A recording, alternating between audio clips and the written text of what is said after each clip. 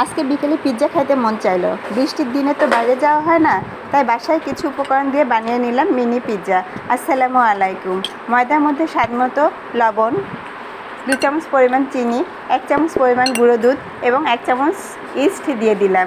যেহেতু আমি তরল দুধ দিয়ে দিব, তাই গুঁড়ো দুধ পরিমাণ কম দিয়েছি। হালকা কুসুম দুধ দিয়ে ভালোভাবে নেড়ে এটিকে একটি আঠালো ডো তৈরি করে নিব।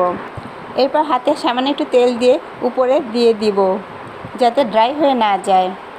এরপর একটি ঢাকনা দিয়ে এটিকে ঢেকে রাখবো 2-3 ঘন্টার জন্য।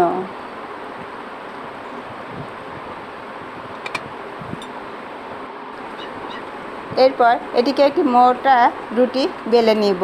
এর উপরে tomato sauce, butter, cheese, tomato slice এবং মাংস দিয়ে দিব।